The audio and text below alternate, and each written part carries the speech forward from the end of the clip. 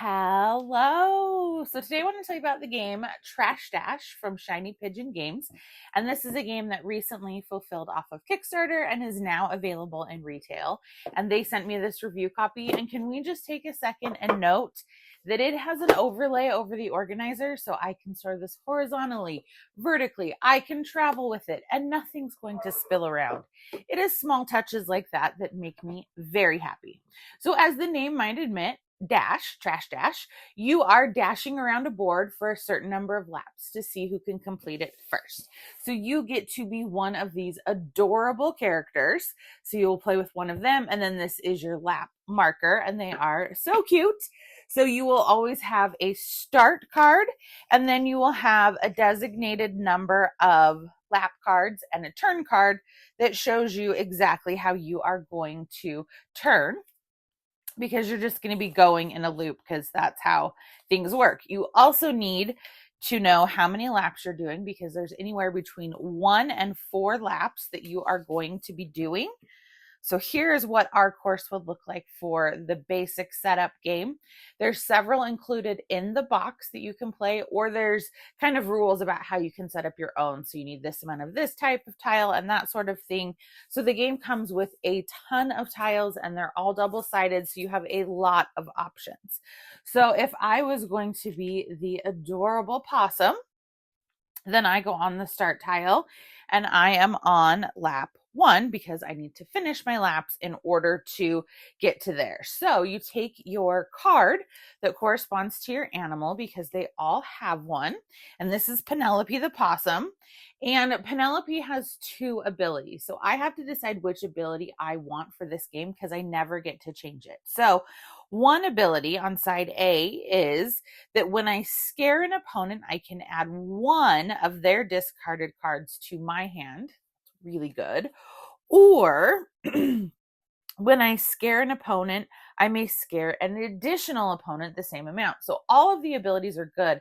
It's deciding which you want to use. So I think I would choose the one for this game where I get to take an additional card. So you are going to have a starting hand. Everybody gets a player aid. You know I'm a huge fan of that. So I have my starting hand of cards, and these are all action cards. So action cards are what's going to happen most in the game. And then there's also trash cards you can get when you have trash can symbols, if you end your movement there, and they give you an extra little something, but you may only hold 1 item of trash at a time. So on my turn, I have these cards. Some cards just let me move. Some cards let me attack and move. Some cards let me scare and move. So if another player is out there and I want to attack, that means I move them backwards the designated number of spaces.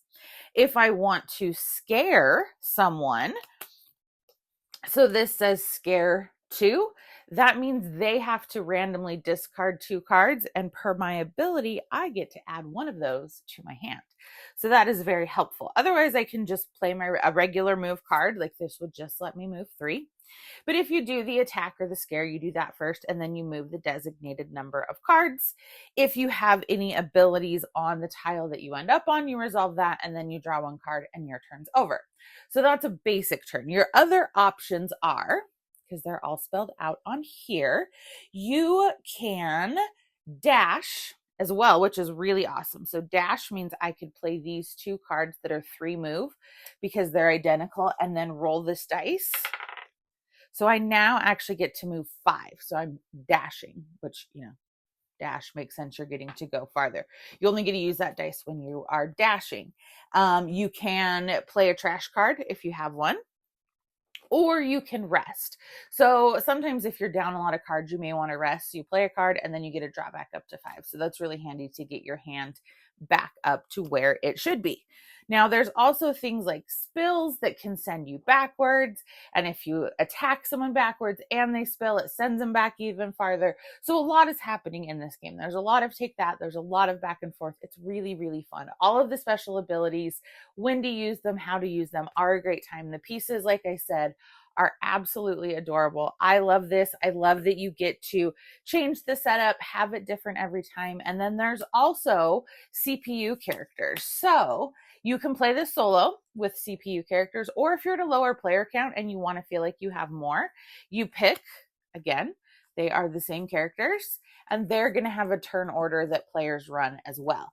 And then there's also the Salty Seagull expansion, and this is Myrtle the Seagull. So you get Myrtle and you get the little track marker, but you don't just get that. You get other things in here as well, which is super cool. So in addition to getting a new character with new abilities, you also get, so there's her card, and then you get her CPU card so that you can play that. You get another specific track setup and 2 new pieces of trash. So that's a fun little expansion that you can add to your game as well. So I think this one is super fun because it's pretty easy to teach to a variety of people, and it plays quickly. The turns are snappy. You're doing a lot. You're deciding when to attack, when to dash, when to use your trash, what to do. So I am really enjoying Trash Dash. I think it is a very clever and fun game. I think it is one that you should check out. Go ahead and let me know if you have played it, what you think of it. Give me a like and a follow, and I'll keep bringing you more board game content. Thanks. Bye.